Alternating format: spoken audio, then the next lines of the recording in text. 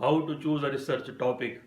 It's very important information I'm going to share with you that for novice researchers, for beginners, choosing a topic remains a very problem for them. But choosing a topic is so important that everything else in your research depends on your topic. The topic of a research is so important that it will guide you on your research design. Research topic will guide you on your research methodology. Research topic will guide you on data collection tools, instruments, data analysis. Everything in your research depends on your research topic. So that's why it's very important to choose the research topic very carefully and give it a good wording. The wording is very important. Your research topic should not be too broader, too ambitious, which is not possible for you to cover and to finish your research in a given period of time within given resources available. And your research topic should be too narrow that it is not worthy of research. So choosing a research topic is very important. Before going to choose the topic, it's very important to choose your research field, your area of inquiry. There are 5, 6 factors which are very important, which guide us how to choose our field. The most important thing is your own interest. In which area, in which thing, in which field you are interested. That's very important because whenever you are interested in that field, you will enjoy your work, you will enjoy your research, you will remain passionate about your research, motivated about your research. So it's very important you go inside yourself and see in which thing you are interested, in which field you are interested. The second thing is your experience, your academic experience, your teaching experience. You are doing some previous research on any topic, you are teaching some course or subject in university or in college in which you feel that you have sufficient experience and you will feel comfortable to go into that field. A third important factor is the specialty and the field of your supervisors. We observe here in Pakistani universities that students choose the topic, choose the area, choose the field, that field which pertains to their supervisors, in which their supervisors have specialty and expertise. For example, you will see if the supervisor is in motivation, everybody is doing research in motivation.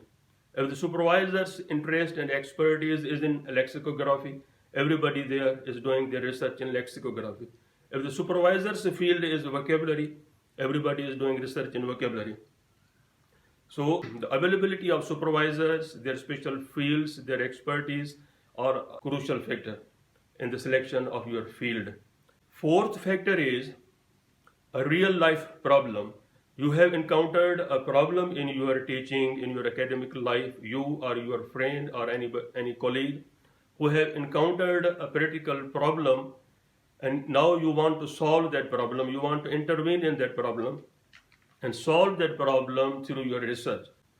Another factor is the importance of the area, importance of the field. You see right now, currently, or in future, you feel that this area is very important.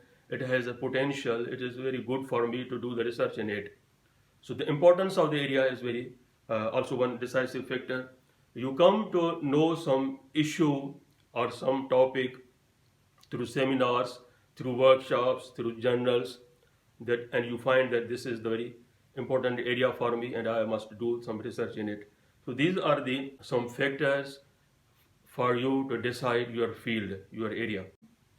Here are some practical considerations you keep in mind for the selection of your research topic.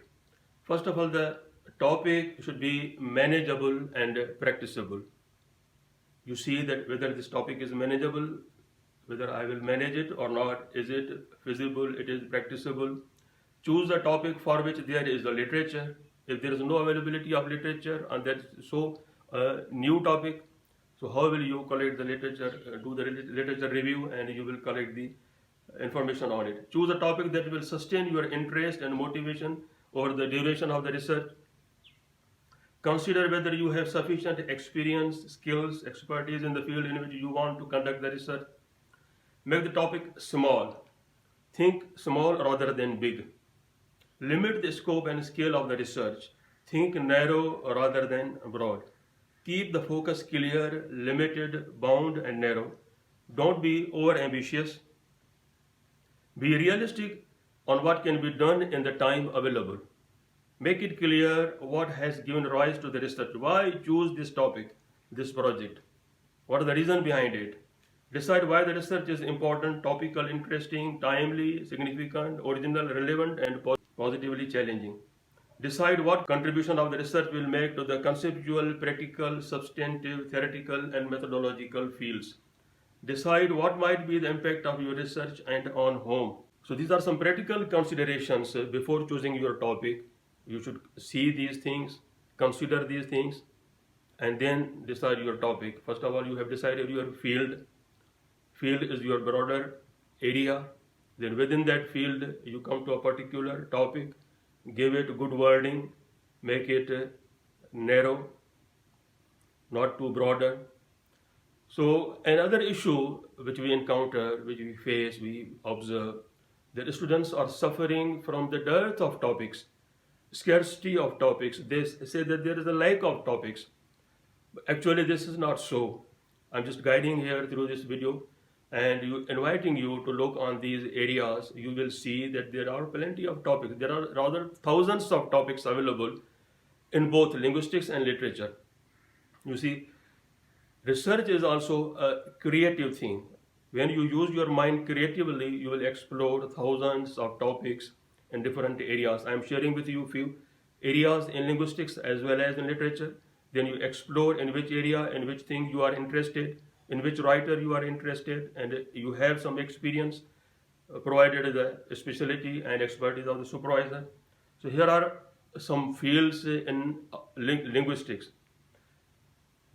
4 primary skills and 4 secondary skills in language. This is the very common thing: speaking, researching speaking, researching listening, researching reading, researching writing, researching grammar, researching vocabulary, researching pragmatics, researching motivation, researching language learner strategies, researching young learners, researching language classrooms, researching language testing and assessment, researching learners' beliefs and attitudes, researching teachers' beliefs and attitudes, researching language and gender, researching dictionary habits of learners, researching evaluating textbooks, discourse analysis, researching language and identity, researching language teacher education, researching sociolinguistics, lexicography theory, computer assisted language learning, critical discourse analysis.